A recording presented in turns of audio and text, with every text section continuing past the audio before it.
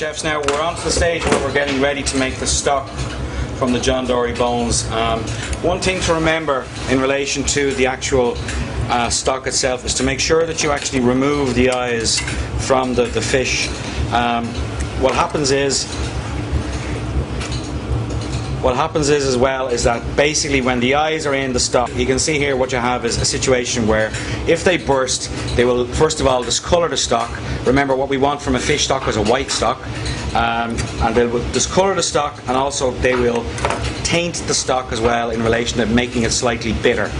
So we need to make sure that the eyes are actually removed when we're using the heads. Okay. Now the next thing to remember in relation to using the heads is that you saw me remove the blood from the spine, you saw me remove the sac when we were doing the filleting. Now it's also to make sure that the heads have also got the blood washed out of them as well. Again, that's only going to discolour the stock, and we don't want that. So that's what we have in relation to the stock. As you can see, we have our bones ready. We've got our basics for the stock, which is we're going to be using leek, the white of the leek. We're going to be using some mushroom trimmings. We're going to be using some black peppercorns. We're going to be using some onion, a couple of slices of lemon, and we're going to be using a bucket garni. When we put all this together and we bring it and we're about ready to add in our cold water to the stock, we bring it back down. Okay, thanks, Chef. Make our fish stock now. What you see here at the moment is our fresh leek and potato soup. We have a function on this evening for 200 people, so we're making a fresh pot of fresh leek and potato soup.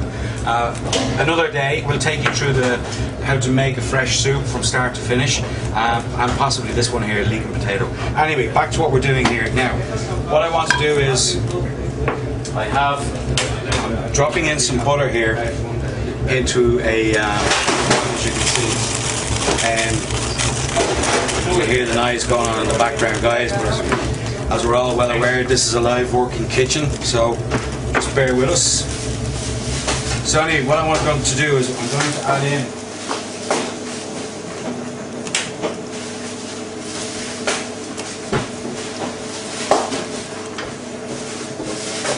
we're making our fish stock, right?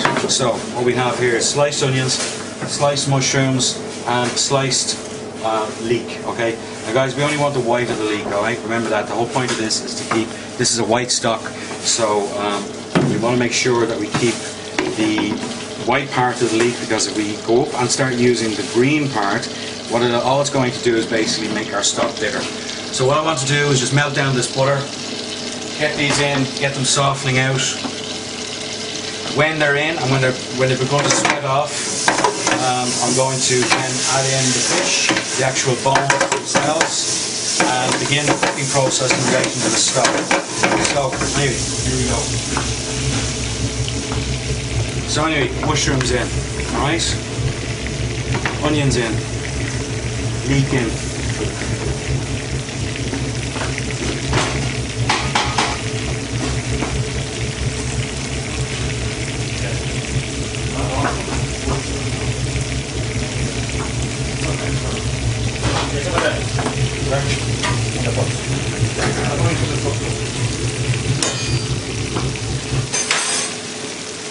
Okay. So, Chef, can I ask you a question again? Yeah. You put in the harder vegetables first and put in the softer vegetables last. Is that the way how it goes? No, not really. Basically, what we have here is we're not looking to cook out these vegetables at all as we start off. All we're doing here is what's called sweating, alright? Which is basically where we want to begin the cooking process of where the vegetable, this is the base mirepoix, this is the base veg for the stock. We just want this to begin to render down and sweat slightly so that their own natural juices begin to come out to help the cooking process along before we actually add in the rest of the fish bones. Now the other thing to remember, chefs, is that we use cold water for this fish stock, alright? The process from start to finish in relation to cooking the stock is approximately 45 minutes. We bring the stock to the boil. When the stock comes to the boil, we scum it, and then we actually reduce the heat down and let the stock just simmer away. Now you can see here that these vegetables have started to turn white. Now it's time to add in the fish bones. Now Now, as I said before as well, in relation to the stock, right? Remember to actually clean. If you're going to use the John Dory heads, remove the eyes and make sure that the blood has been cleaned out of the back of it, okay? The back of the head. So these are going in here now.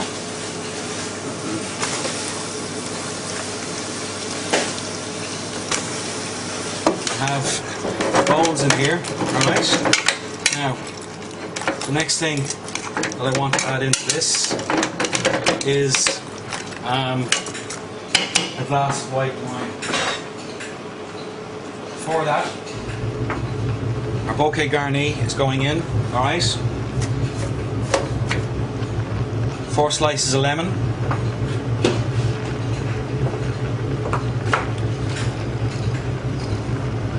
About 20 peppercorns.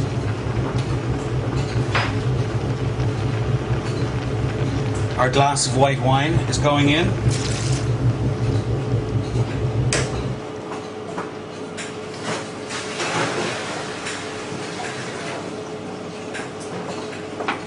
And now we're adding in our cold water.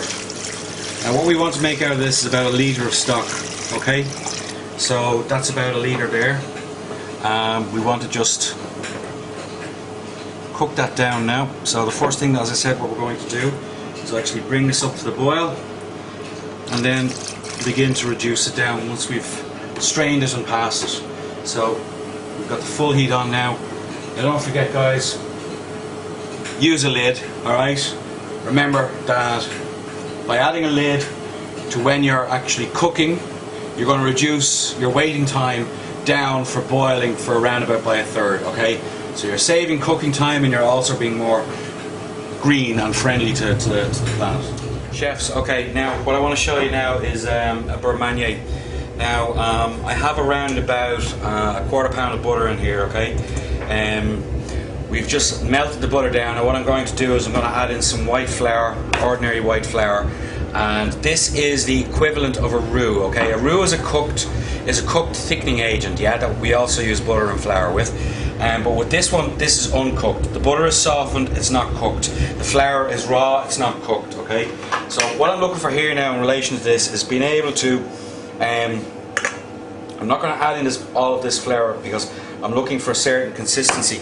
So I just want to mix X amount of it around,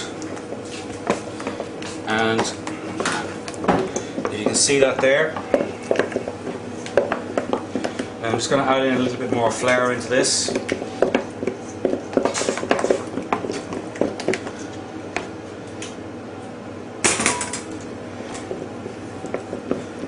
Now what we do with this is basically once we have this mixed together and blended together, okay, we add it in as a thickening agent into our sauces that we're going to use. A beurre manier is mostly used for thickening sauces, and you need a hell of a chunk of beurre manier if you're going to actually thicken a pot of soup with this, alright? That's why in a soup we actually use a roux as a base in relation to starting off thickening agents for a soup.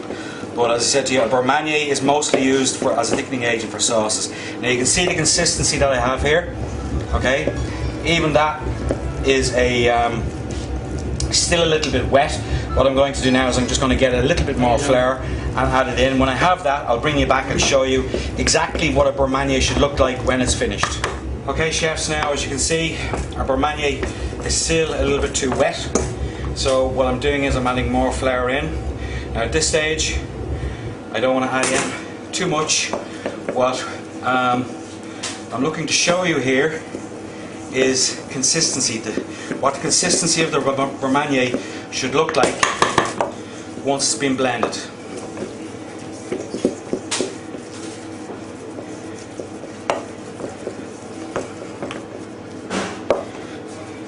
And what we're looking for is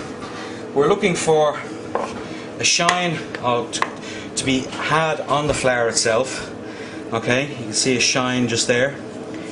Now also as well, we're looking not to see any of the butter that has been put in here, okay? So now we're just about finished, we're just about there. I would say that's probably going to be it once we mix this in. Now when you also add your beurre manier in to thicken your sauce, remember, you need to allow time to cook the flour out, okay?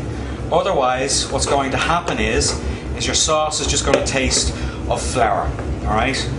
Now, as you can see here, there we have, it's more like a pastry dough.